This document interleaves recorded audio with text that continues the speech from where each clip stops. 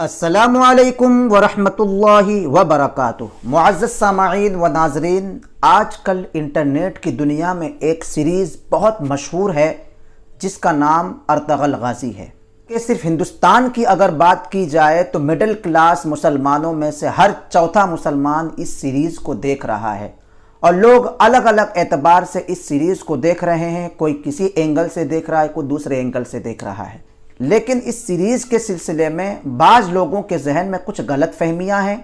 ان غلط فہمیوں کو دور کرنا ہے، اور خاص طور سے آپ حضرات کو اس چھوٹے سے ویڈیو میں سلطنت عثمانیہ یعنی خلافت عثمانیہ کے بارے میں کچھ ایسی باتیں بتانی ہیں جو آپ کو اس پورے سیریز میں دیکھنے کو نہیں ملے گی۔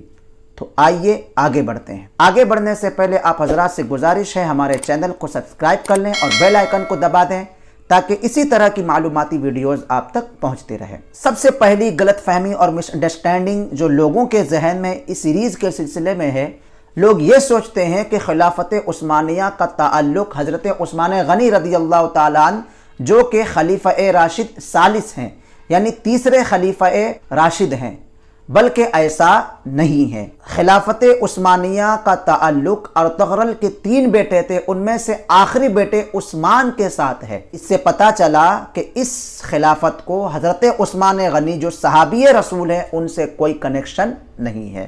دوسری چیز، یہ جو سیریز میں پوری باتیں بتائی جا رہی ہیں، ہسٹری کا صرف 10% ہے، باقی جتنی بھی چیزیں ہیں وہ ڈرامہ اور فکشن ہے، کیونکہ خلافت عثمانیہ کا تصور وہ عثمان کے ایک خواب سے پیدا ہوا، جو انہوں نے خواب دیکھا کہ ان کے سینے سے ایک درخت پھیلا جو کہ ساری دنیا کو سایہ کیے ہوئے ہے۔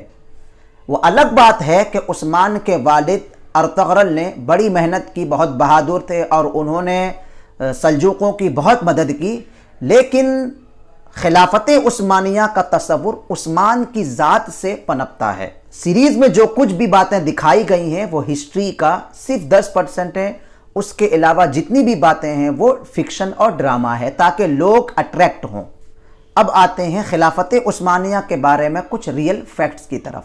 یاد رکھیے، خلافت عثمانیہ کی بنیاد 1299 میں پڑی اور 1922 تک یہ خلافت چلی، اور عثمان غازی کے جانشینوں میں سے 7ویں پشت پر سلطان محمد فاتح گزرے ہیں، جنہوں نے قسطنطنیہ کو فتح کیا اور رسول اعظم صلی اللہ تعالی علیہ وسلم کی حدیث کے مصداق بنے، کیونکہ حضور نے فرمایا تھا کہ قیامت اس وقت تک نہیں آئے گی جب تک کہ قسطنطنیہ فتح نہ ہو جائے، اور قسطنطنیہ اس وقت کے ٹاپ کلاس سٹیز میں سے نمبر 1 پہ تھا۔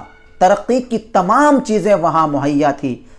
اس شہر پر فتح حاصل کرنے کے لیے سلطان محمد فاتح کو بڑی محنت کرنی پڑی کہ اس شہر کو 3 طرف سے سمندر گھیرے ہوئے تھا اور ایک طرف خشکی کا راستہ جو کہ پہاڑی تھا، اور اسی پہاڑ سے سمندر میں اترنا تھا، اور سمندر میں تمام طریقے سے بحری بیڑے اس شہر کے حفاظت کے لیے موجود تھے، لیکن سلطان محمد فاتح کو سمندر میں اترنے کا موقع نہیں مل رہا تھا، تو انہوں نے یہ چال چلی، پہاڑ ہی میں درختوں کے تنوں کو کاٹ کر بچھا دیا اور ان میں تیل اور گھی اور چربی وغیرہ ڈال کر اس کو پھسلنے والا بنایا، اور پھر لوگوں اور جانوروں کی مدد سے 80 بحری بیڑے سمندر میں اتار دیے، اور اس طرح سلطان محمد فاتح نے اس شہر پر قبضہ کر لیا۔ سلطان محمد فاتح نے قسطنطنیہ پر فتح کرنے کے بعد اس کو اپنا دارالسلطنت بنایا اور قسطنطنیہ کا نام چینج کر کے اسلام بول رکھا، یعنی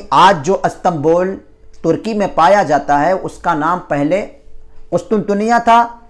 سلطان محمد فاتح نے اسلام بول رکھا، وہاں کے لوگوں کو اسلام بول کا لفظ ادا کرنے میں پریشانی ہوتی تو انہوں نے چینج کر کے استنبول رکھ دیا، تو اب یہ استنبول ہی کہا جاتا ہے۔ اور اس کے بعد سلطان محمد فاتح کے پوتے سلیم اول نے مصر کے مملوکوں کو شکست دے کر آس پاس کے علاقوں کو اپنے زیر نگی کیا، اور سب سے خاص بات یہ کہ 1517 میں سلیم اول نے خلافت عثمانیہ کی بنیاد ڈالی۔ اس سے پہلے جتنے بھی عثمانی سلطان گزرے ان کو یا تو بادشاہ کہا جاتا یا سلطان کہا جاتا، خلیفہ کا لقب پہلے نہیں تھا، لیکن سلیم اول کے بعد لوگوں نے اپنے آپ کو خلیفہ قرار دیا۔ اب آتے ہیں سلطنت عثمانیہ کے زوال کی طرف۔ 1922 میں سلطنت عثمانیہ کا اختتام ہوا۔ اس کی وجہ یہ بنی یورپ نے زور پکڑا اور اپنی سلطنتوں کے حدود بڑھانے شروع کیے، تو انہوں نے مسلمانوں کے درمیان غداری اور فتنہ پروری شروع کر دی، اور خاص طور سے عرب کے لوگوں کے درمیان تعصب اور برتری کا زہر گھول دیا۔ اس کے بعد ویسٹ نے دو لوگوں کو سلیکٹ کیا، ایک آل سعود، دوسرا ابن عبد الوہاب نجدی۔ انہوں نے ابن عبد الوہاب نجدی کو مذہبی معاملات سنبھالنے کا آفر کیا اور آل سعود کو حکومت کی باغ ڈور سنبھالنے کی آفر کی۔ تو ان دونوں کی وجہ سے ترکی کو عرب سے نکلنا پڑا۔ اس کے بعد آخری کسر اتا ترک مصطفیٰ کمال پاشا نے پوری کی۔ 1922 میں اس نے خلافت عثمانیہ کو تحلیل کر دیا، پھر اس کے بعد خلافت عثمانیہ اختتام پذیر ہوئی۔ اس کے علاوہ اور بھی بہت سی باتیں ہیں جو خلافت عثمانیہ کے سلسلے میں کہی جا سکتی ہیں۔ جو حضرات اس سلسلے میں جانکاری حاصل کرنا چاہتے ہیں، انٹرنیٹ میں بہت سی کتابیں موجود ہیں، آپ حضرات وہاں سے خلافت عثمانیہ کے سلسلے میں معلومات حاصل کر سکتے ہیں۔ یہ ویڈیو اگر آپ حضرات کو معلوماتی لگے تو دوستوں کو شیئر کریں اور ہمارے چینل کو سبسکرائب کر دیں۔ السلام علیکم ورحمۃ اللہ وبرکاتہ۔